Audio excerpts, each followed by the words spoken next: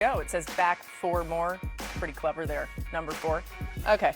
And Dak has to be feeling good as we got news late last week that George Pickens plans to sign his franchise tag tender. However, as of this afternoon, for our Cowboys reporter Todd Archer, George Pickens has not yet signed the franchise tag tender with the Cowboys. Adam Schefter back with us now. Shefty, you combine that news with the fact that Dallas did not use an early round draft pick on a wideout. What does it all mean for the future of Pickens and the Cowboys? Well, it means that George Pickens continues to want a long-term contract or a trade. The Dallas Cowboys have said they have no intention of trading George Pickens, but then again, at this time last year, they said they had no intention of trading Micah Parsons, and we all know how that turned out. This is a story that still is evolving, and we'll still see where it goes. But as you mentioned, Laura, he was planning to sign that tag, but as of today, he still has not signed that tag. Now, I'm told it was because everybody was busy during the draft. It just didn't get done. We're told he's signing. We haven't been told he's not signing the tag, that his plans have changed. But it is interesting that it's Monday, and that came out on Thursday, and it's not signed, and he's not contractually obligated to be there at any point during the offseason until he does sign that tag, and he cannot be traded until he signs that tag. So there's a lot left there that's still to unfold. And in the interim, the Dallas Cowboys did get a deal done today with the former veteran wide receiver Marquez Valdes-Scantling, who's signing a 1-year deal as he now moves on to the Dallas Cowboys. Okay, yeah, it does feel like there's not much that would be more important than getting George Pickens to sign that franchise tag tender. So if that didn't happen, it makes you think there's still a possibility that a trade could happen. All right, I said it, not Adam. Let's stay with the Cowboys as we see what's on Well, he has trend. to sign it to be traded. Yeah. Oh, okay. Good point. Yes. Thank you for that clarification. Let's talk about the Dallas defense. Okay, they truly struggled on the defensive side in every facet, ranking dead last in points per game, passing yards, efficiency, EPA, and third down conversion rate. Dan, was last weekend's draft enough to turn around those defensive trends? Yeah, talent-wise, it was the finishing touch. You get Caleb Downs, who in many people's eyes is one of the, if not the best players defensively in the draft. They draft Malachi Lawrence, Barham at linebacker. This is a much improved talent unit, and if Caleb Downs can play all over the field similar to a Cooper DeJean has in Philadelphia or Kyle Hamilton has in Baltimore, and Malachi Lawrence just throughout the season progresses and gets better as a pass rusher. You have him. Don't forget they've added a Rashawn Gary, Jalen Thompson at safety. This is a defense that on paper should be a top 12 defense in the league. If the offense plays in Dallas the way it has, the Cowboys are going to be a much improved and playoff contending football team. That's a massive jump. I hear you. Next up, the Bears and their lack of pass rush. Chicago had an opportunistic defense with turnovers and big plays, but they couldn't get after the quarterback. Barely, noticeable pass rush, ranked bottom 4 in pressure rate to go with a sub 6% sack rate last season. Mina, did the Bears do enough this offseason to shore up that pass rush? They did not, and I feel bad because I liked their draft. Like Dylan Thieneman, no one thought he was going to be there at 25. They needed a safety. I understand that, adding a center, great blocking tight end out of Stanford, Sam Rush. But as you pointed out, the pass rush was the most glaring need on this team.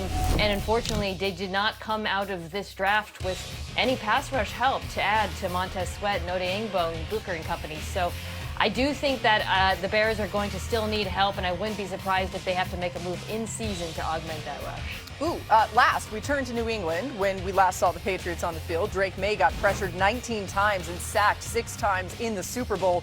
The O-line was a bottom 10 unit all last season long, despite the team's overall success. Field, they went O-line in the first round. Did the Pats do enough to break that trend? They're getting there, Laura. I'm not sure it's a totally finished puzzle, and I'll explain why in a moment. Between Elijah Vera-Tucker and now Caleb Lumu, the Patriots have reinforced this offensive line. What's exciting for them going forward is they have 3 players in Caleb Lumu, plus their 2 rookies last year, Will Campbell and Jared Wilson. They're all 22 or younger who are going to be counted on to play meaningfully for them right now and going forward. The big question is, of course, what's the offensive line configuration going to be? I expect Caleb Lumu in time to be their right tackle. For this year, he could be competing for an offensive guard job instead. Up next, more Jets love. Get excited. Cowboys, maybe the Browns, the most surprising to get an A. Actually, let's be fair, Raiders surprising to get an A as well. They're always picking up the top of the draft. If they drafted so well, they wouldn't be getting That's A's. a good point. All right. Mel Kiper and Damian Woody are here with us. Mel, we just saw who you gave an A to. There was 4 of them this year. Which of those teams intrigues you the most and why?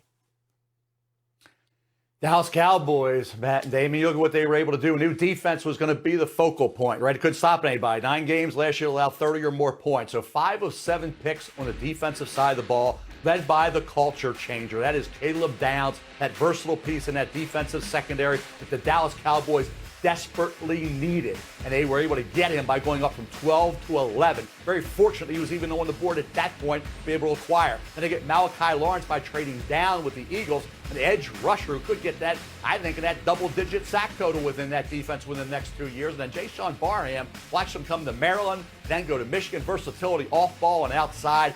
Dallas did a very good job. LT Overton, another versatile player late, even added a little offense with Anthony Smith late and Drew Shelton, the offensive tackle. But the defensive side of the ball was the focus. 5 of 7 the picks on that side where they needed it. Give them a lot of credit. They needed help at that spot, and they got it. Addressing a clear need, Damien. How does this draft help the Cowboys in this upcoming season?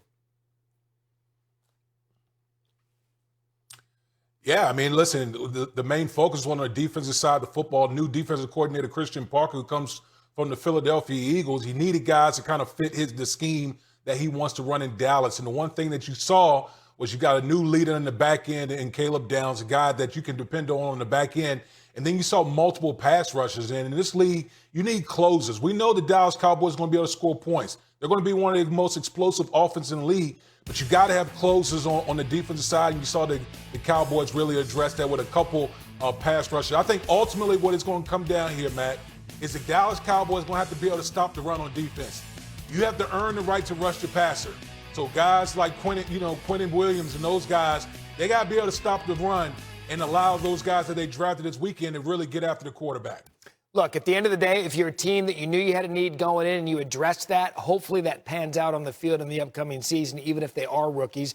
Now, that was the good. These were the teams that didn't have a great draft in your eyes. You gave C grades to the Vikings, 49ers, and Jags. So which of these teams, that surprised you most with their picks, but you kind of looked at it like, well, what are you doing?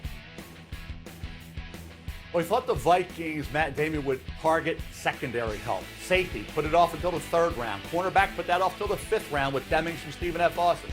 They took in the 1st round at 18, Caleb Banks, defensive tackle out of Florida. He looks the part, boy. He's got physical and athletic ability to be an elite player.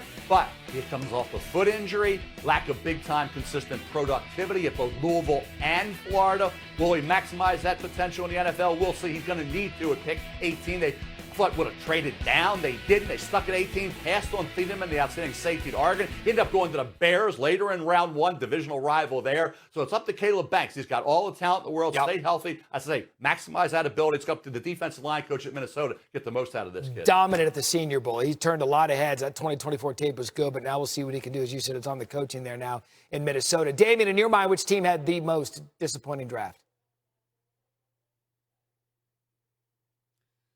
Yeah, I'm going to go with the San Francisco 49ers. I really felt like the 49ers needed to address the offensive line and early. You know, that's a unit that needed some infusion of talent. They waited until, I believe, the 5th round to really get after the offensive line. In the 3rd round, they drafted Kalen Black, the running back out of Indiana, who wasn't even invited to the combine. He brings nothing in the receiving game, and this is a guy that might be the backup to Christian McCaffrey. So, you know, when you look at the 49ers and what they did in the draft, a lot of their picks just made you scratch their head, and there's been questions in the Bay Area about, you know, John Lynch and some of his past drafts. So we're going to see how this all works out. Again, it seems to work out on the field. They're always in contention, not only in their division, but the NFC. But at the end of the day, look, the draft picks sometimes have to match the on-field product. Damien, great stuff. Thank you. Mel, while I have you, the Brendan Sorsby